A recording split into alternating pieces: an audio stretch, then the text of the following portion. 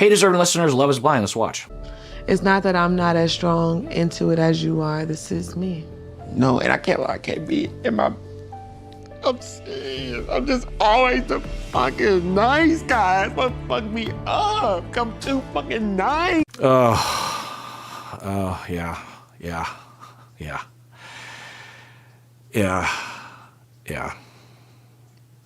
But no, it's just, I mean, maybe, Edmund, you're too nice, but it's a narrative in the incel world, but it's also just a narrative in our society that guys who are overly nice, very accommodating, aren't sexy, aren't attractive, don't get the babe. It's not true. We've studied it.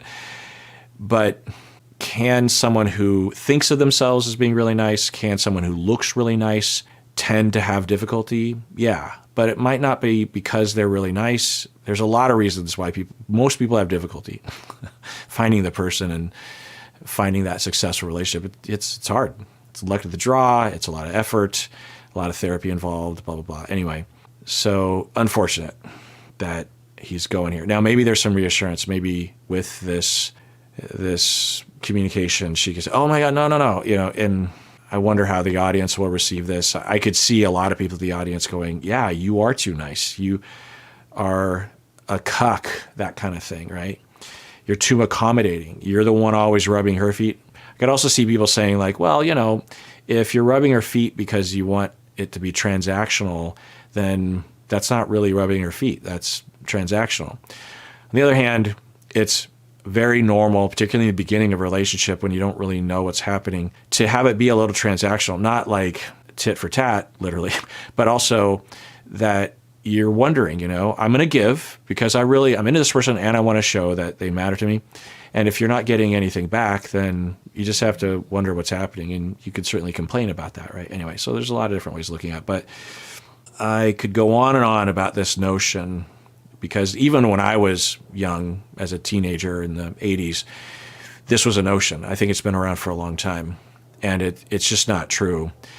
I could see how people would reduce it to this. And again, the whole incel, MGTOW, pickup artist, red pill community is centered around this idea that in order to bag the babe, you got to be like the cool, you got to manipulate, you got to be standoffish, you can't text her back right away. It's ridiculous. Now, there is potentially case by case some wisdom to that, meaning that there is one thread that is generally found that if you're too pursuing of someone, regardless of gender and sexual orientation, then it can feel like pressure, can feel annoying. But to contrast that, when two people fall in love and maybe even fall in love at first sight or fall in love in the very beginning, on the first date, then typically people want to hang out all the time. That's the nature of addiction. It's the nature of infatuation. I mean, addiction, because it's similar, if not the same brain pathway of coupling. When we ingest something, it taps into that compulsion of like, I must do this every day. And so to text someone back right away, if you're both falling in love with each other at the same rate, it will be received well because that's what both people want. You don't have to play games, right? Now, if you're more into someone than they're into you, or you don't know if they're into you yet, you don't want to put the screws to them right away, right? You don't want to say, you're on Tinder and you both swiped right and you're like, hey, you don't want to be like, let's hang out all the time. Let's hang out. It's like, whoa, even if there was initial possibility, it's like, whoa, this person, I feel pressured. I'm scared. You don't want to put someone into that position where they feel scared.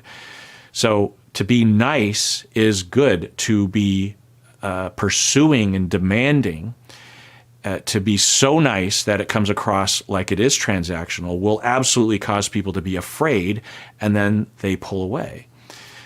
Or you just become less attractive because they're afraid. Nice people are nice people are very attractive. We've studied it.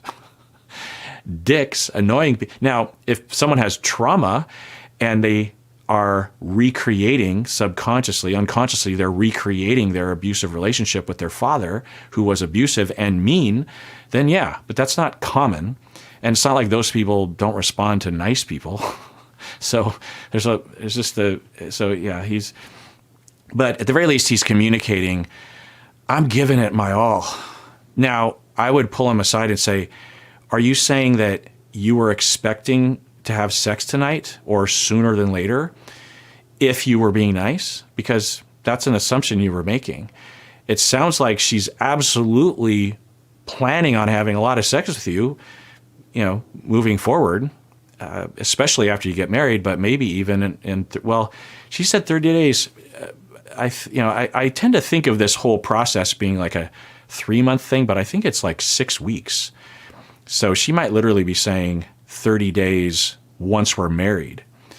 And he can have a problem with that. He'd be like, I can't marry someone that I haven't had sex. Now, there's also a lot of third base stuff that you can do. I'm almost hitting my microphone. I don't know if you know, but I have a microphone right here. I don't know, sometimes you can kind of see it. I'm serious. I'm just always the fucking nice guy. Right. I think what I was going to say was that if I pulled him aside, I would have him zero in on what I think is happening is he just feels generally neglected. And it might be a function of their incompatibility, given that she doesn't have a lot of affection for anyone. She doesn't express that. Or their relationship just hasn't developed yet, or she's not putting in enough effort, something. But you can communicate that. It's just like, well, I guess I'm just really feeling neglected. Now, we know he went through the foster care system. There is almost always some kind of trauma, but not always. And we don't know what kind of recovery he's been through. There's a lot of signs that he has recovered a lot. And there are a lot of signs that there might have been a lot of protective factors. But we don't know. I mean, it would be hard to say. But I imagine most people would have some question mark there and might even wonder why I'm not talking about it. We just don't know. We don't know about any of the cast members' background as to how much it affects. A lot of them don't go into it or they don't include it in the edit. And the fact that we know this one detail about him doesn't explain everything about him is my point. But it could. This could be some kind of traumatic reenactment of a child who had parents that abandoned him, and he's 5, and watching the parents hand him over to the authorities or foster care or something. You could imagine it kind of looking like this. It doesn't mean it's pathological. It doesn't mean it's dysfunctional, but it's a parallel. That's what fucked me up. I'm too fucking nice. He be fucking me up 'cause I'm too fucking nice. I'm too fucking nice. It's fucking weird, yo. Want to talk to me? Okay, good. So she's warm. She's saying, come here, talk to me. That's great. So maybe this will work out. It's like I'm too nice. And I heard that. I know that. I get told that. I'm just too fucking nice. Right. Well, who's telling him that? If it's women that he's dating or hitting on, then it's not necessarily the nice thing, because people fall in love with nice people. People fall in love with people that are good and nice and caring and accommodating and thoughtful and considerate. That's the definition of attractiveness. Now, if we're talking about sort of cultural stereotypes or cultural archetypes that people might fantasize about sexually or might elevate, like, oh, I'm looking for a guy that drives a nice car and is really strong and fights guys that touch me at clubs, we'll consciously say all sorts of things to ourselves that aren't necessarily true in the reality of our life. You know what I mean? So we can't always just talk to people and say, like, what sort of, anyway. So if it's the women that are saying you're too nice, then I would want to drill down on that, because it's probably not the nice thing. It's probably that he's too pursuing and that he doesn't bring himself to the table. This is the people pleaser problem. Listen to my deep dives or my episodes and some deep dives with Bob and the audio podcast where we talk about Butler syndrome. You can Google that. It's in this camp. It's not always the case, but it's in this camp of putting yourself aside for the desperation of getting attachment. And the belief is, if I just completely deny myself and am 100% focused on the other person, then they won't leave me. But one that denies your needs, which is going to be very frustrating to you deep down, and you're going to lash out with anger, and you're going to have episodes where you're just completely unglued. But also, it denies the other person you. They want to be with you, not a butler, not a servant. They want to be with you. And if you're not in the equation, then it's a mist. They're interacting with a ghost. You're not there. Even though you're really nice and you're physically there, you're not personally there. People want contact. They want a person who has their own thoughts, their own needs. So sometimes when people are labeled too nice, because people don't have ways of describing this sort of thing, and they just say nice, really what they're saying is, I didn't feel you. You weren't there. So could be that. It also could be his friends who are watching him struggle in dating and noticing that he's really nice and accommodating and saying, you're too nice. You got to be tougher. You can't give.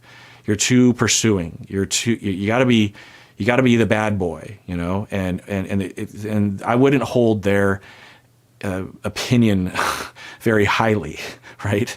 Because people don't know. People don't know things. Why would they? There's no education around this. It's a very complicated thing. Something that I've thought a lot about, not only as a therapist, but as a friend. I have a friend from many years ago, 30 years ago, who had routine breakdowns like this.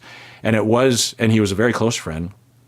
And it was a bit of a conundrum. It was a mystery because I thought he was a great person to date, but no one would go past like date 2 or something. And I once I became a therapist, I really started to try to figure out, and I had a lot of data because I was close with him and had seen firsthand his dating sort of, thing in group sort of situations anyway.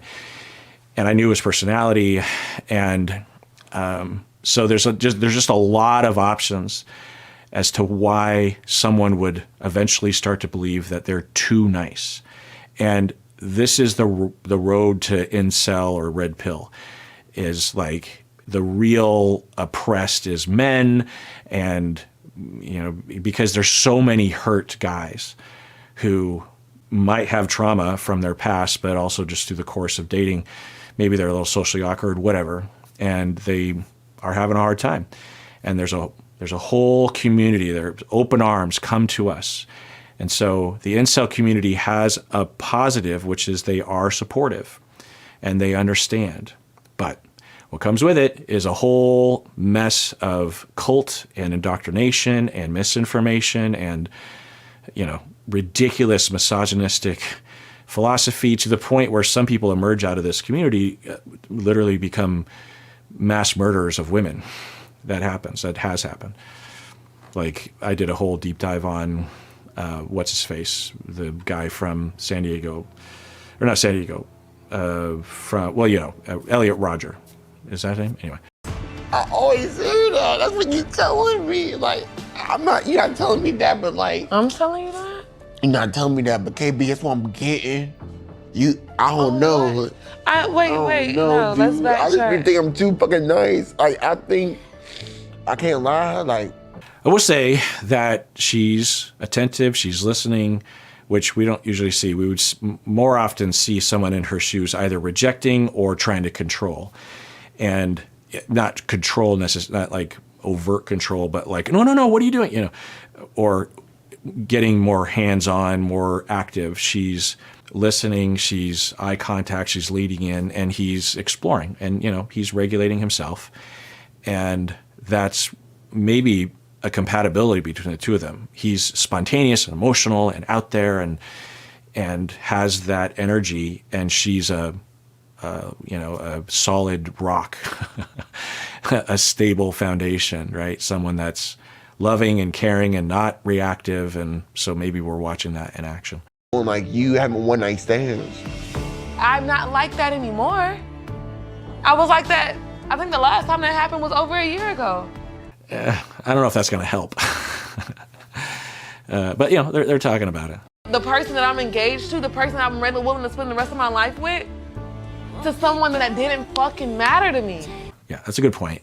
So maybe that'll sink in. We can call this shit a night, to be honest with you. Okay.